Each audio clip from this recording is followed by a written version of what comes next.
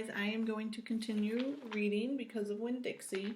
When we left off, Opal continued kind of hanging out with her new friends, so she would hang out with Gloria Dump.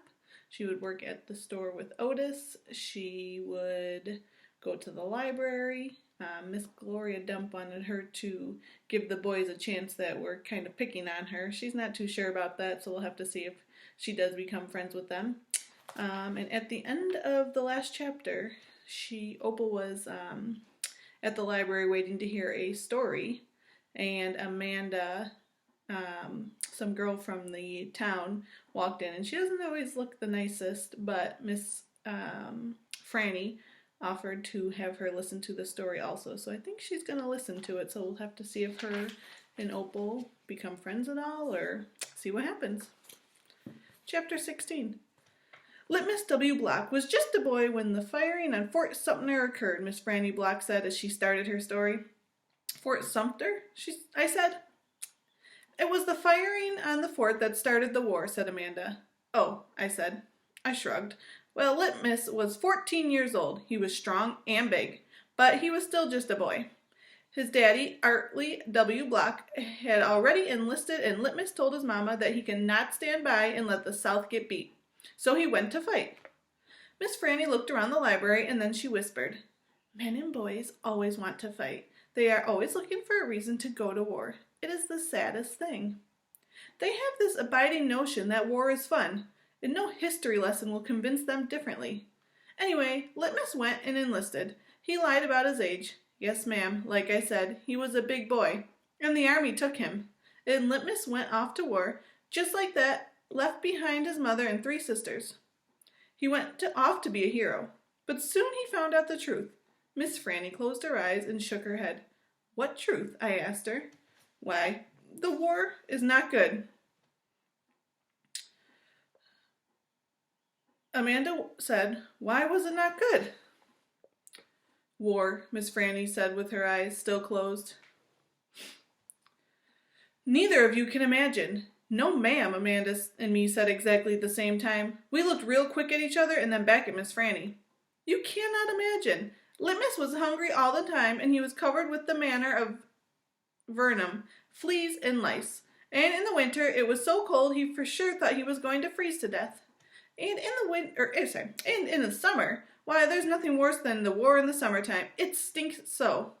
And the only thing that made Litmus forget that he was hungry and itchy or hot and cold was that he was getting shot at, and he got shot at quite a bit, and he was nothing more than a child. Did he get killed? I asked Miss Franny. Good grief, said Amanda. She rolled her eyes. Now, Opal, Miss Franny said, I wouldn't be standing in this room telling the story if he was killed. No, it wouldn't exist. No, ma'am, he had to live. He was a changed man, though. Yes, ma'am, a changed man. He walked back home when the war was over. He walked from Virginia all the way back to Georgia. He didn't have a horse. Nobody had a horse except for the Yankees. He walked. And when he got home, there was no more home there. Where was it? I asked her. I didn't care if Amanda thought it was a stupid question. I wanted to know. Why, Miss Franny shouted so loud that Winn, Dixie, and Amanda and me all jumped. The Yankees burned the house. Yes, ma'am, burned it to the ground. What about his sisters? Amanda asked. She moved around the desk and came to sit on the floor. She looked up at Miss Franny. What happened to the sisters? They got sick with fever. Oh, no, Amanda said. And his mama, too? I whispered. Yes. And his father? What happened to him? He died on the battlefield. Litmus was an orphan? I asked. Yes, ma'am, said Miss Franny Block. Litmus was an orphan. This is a sad story, I told Miss Franny. It sure is, said Amanda. I was amazed that she was agreeing with me about something. I'm not done yet, Miss Franny said. When Dixie started to snore, I nudged him with my foot to make him quit. I wanted to hear the rest of the story. It was important to me to hear how Litmus survived after losing everything he loved. Chapter 17. Well, Litmus came home from the war, and Miss Franny, as she went on with her story, and found himself alone. And he sat down on what used to be the front step of the house, and he cried and cried. He cried just like a baby. He missed his mama, and he missed his daddy, and he missed his sisters. and he missed the boy he used to be. When he finished crying, he had the strangest sensation. He felt like he wanted something sweet. He wanted a piece of candy. He hadn't had a piece of candy in years, and it was right then when he had made the decision. Yes, ma'am, Litmus W. Block figured the world was a sorry affair and it had enough ugly things in it. What he was going to do was concentrate on putting something sweet in the world. He got up and started walking. He walked all the way to Florida, and the whole time he was walking, he was planning. Planning what? I asked. Why, planning the candy factory. Did he build it? I asked. Of course he did. It's still standing out on Fairville Road. That old building? Said Amanda. That big spooky one? It's not spooky, said Miss Franny. It was the birthplace of our family fortune. And it was there that my great-grandfather manufactured the Litmus lozenge, a candy that is famous over the world. I've never heard of it, said Amanda. Me neither, I said. Well, Miss Franny said, they aren't made anymore. The world, it seems, lost its appetite for Litmus lozenges, but I still happen to have a few. She opened the top drawer of her desk. It was full of candy. She opened the drawer below that. It was full of candy, too. Miss Franny Block's whole desk was full of candy. Would you care for a Litmus lozenge? She asked Amanda and me. Yes, please, said Amanda. Sure, I said. Can Winn Dixie have one, too? I've never known a dog that cared for hard candy, said Miss Franny, but he's welcome to try one. Miss Franny gave Amanda one and me too. I unwrapped one and held it out to Winn Dixie. He sat up and sniffed it and wagged his tail. You think he's going to eat a piece of hard candy? And took the candy from between my fingers real gentle. He tried to chew on it, and when that didn't work, he just swallowed the whole thing in one big gulp. Then he wagged his tail at me and laid back down. I ate my Litmus lozenge slow.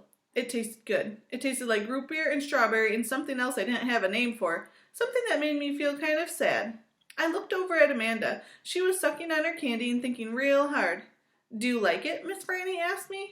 Yes, ma'am, I told her. What about you, Amanda? Do you like the lozenge? Yes, ma'am, she said, but it makes me think of things I feel sad about.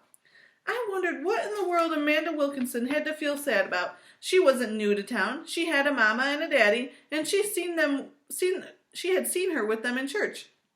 There's a secret ingredient in there, Miss Franny said. I know what I told her. I can taste it. What is it?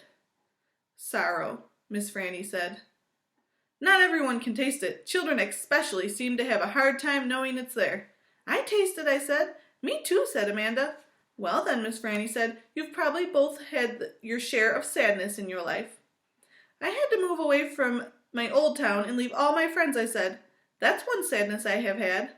And Dunlap and Stevie Dewberry are always picking on me. That's another sadness. And the biggest one, my biggest sadness, is that my mama left me when I was small.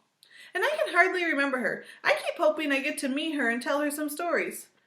It makes me miss Carson, said Amanda. She sounded like she was going to cry. I have to go. She got up and ran out of the Herman Block Memorial Library. Who's Carson? I asked Miss Franny. She shook her head. Sorrow, she said. It's a sorrow-filled world. But how do you put that in a piece of candy?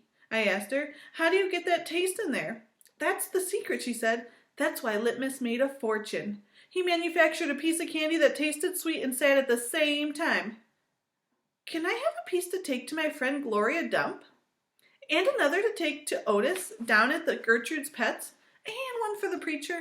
And one for Sweetie Pie, too? You may have as many as you want, said Miss Franny.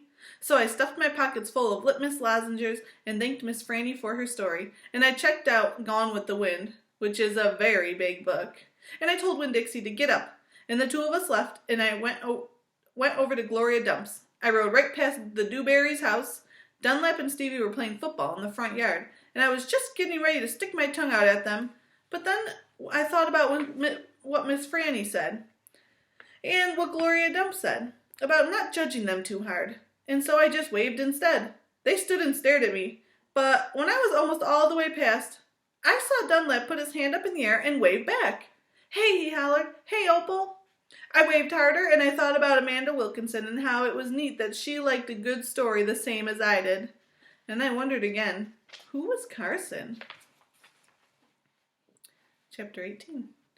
When we got to Gloria Dump's, I told her I had 2 surprises for her, and asked which one did she want first, the small one or the big one. The small one, said Gloria. I handed her the litmus lozenger, and she moved it around in her hands, feeling it. Candy, she said. Yes, ma'am, I told her. It's called the litmus lozenger. Oh, Lord, yes, I remember these candies. My daddy used to eat them. She unwrapped the lozenger and put it in her mouth and nodded her head. Do you like it? I asked her. Mm-hmm. She nodded her head very slowly. It tastes sweet, but it also tastes like people leaving. You mean sad? I asked. Does it taste like sorrow to you? That's right, she said. I taste sorrow, but sweet. Now, what's surprise number 2? A book, I said. A book? Uh-huh, I said. I'm going to read it out loud to you. It's called Gone with the Wind. Miss Franny says it's a great book. It's about the Civil War. Do you know all about the Civil War?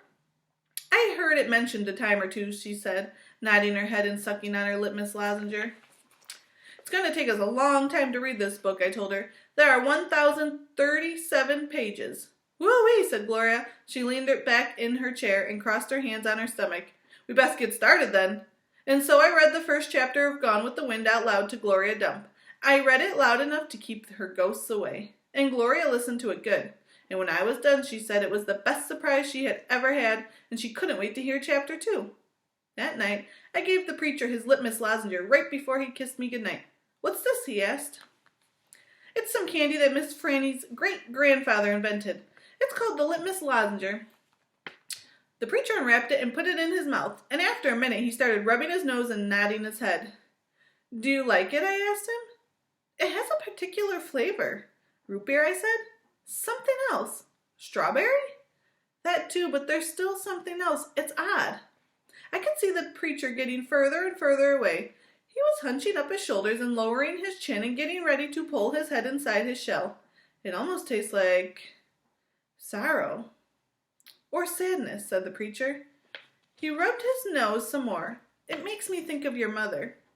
Winn Dixie sniffed at the candy wrapper in the preacher's hand. It tastes sad, he said inside. It must be a bad batch. No, I told him, as I sat up in bed. That's the way it's supposed to taste. Litmus came back from the war and his whole family was dead. His daddy died fighting and his mama and sisters died from a fever. And the Yankees burned down his house. And Litmus was sad, very sad. And what he wanted more than anything in the world was something sweet. So he built a candy factory and made litmus lozenges. He put all the sad he was feeling into the candy. My goodness, said the preacher. When Dixie snuffed the candy wrapper out of the preacher's hand and started chewing on it. Give me that, I said to Winn Dixie, but he wouldn't give it up. I had to reach inside his mouth and pull it out. You can't eat candy wrappers, I told him. The preacher cleared his throat. I thought he was going to say something important. Maybe tell me something else. Tell me another thing that he remembered about my mama. But what he said was, Opal, I had a talk with Mrs. Dewberry the other day. She said that Stevie says that you called him a bald-headed baby. It's true, I said. I did, but he calls Gloria Dump a witch all the time, and he calls Otis not smart. And once he even said that his mama said I shouldn't spend all my time with old ladies. That's what he said. I think you should apologize, said the preacher. Me, I said. Yes, he said. You tell Stevie you're sorry if you said anything that hurt his feelings. I'm sure he just wants to be your friend. I don't think so, I told him. I don't think he wants to be my friend. Some people have a strange way of going about making friends, he said. You should apologize. Yes, sir, I said. Then I remembered Carson. Daddy, I said, do you know anything about Amanda Wilkinson? What kind of thing? Do you know something about her and somebody named Carson? Carson was her brother. He drowned last year. His family is suffering a great deal. How old was he? 5, said the preacher. He was only 5 years old? Daddy, I said, how could you not tell me something like that? Other people's tragedies should not be the subject of other people's conversations. There's no reason for me to tell you. It's just that I needed to know, I said, because it helps me explain Amanda. No wonder she's so pinched-faced. What's that? asked the preacher. Nothing, I said. Good night, India Opal, said the preacher. He leaned over and kissed me. I smelled the root beer and strawberry and the sadness all mixed together. He patted Winn-Dixie on the head and got up and turned off the light and closed the door. I didn't go to sleep right away. I lay there and thought how life was like a litmus lozenge. It was sweet and sad were all mixed together and how hard it was to separate them out. It was confusing. "Daddy," I shouted. After a minute he opened the door and raised his eyebrows at me. "What was that word you said that meant sad?" "Sorrow." "Good night now," said the preacher. "Good night," I told him back. I got out of bed and unwrapped the litmus lozenge and sucked on it hard and thought about my mama leaving me. That was the sad feeling. And then I thought about Amanda and Carson, and that made me feel sad too. Poor Amanda, and poor Carson. He was the same age as Sweetie Pie, but he would never get to have his 6th birthday party. And I'm going to stop there, and we'll have to see if she goes to apologize to the boys and see what else she does in the town.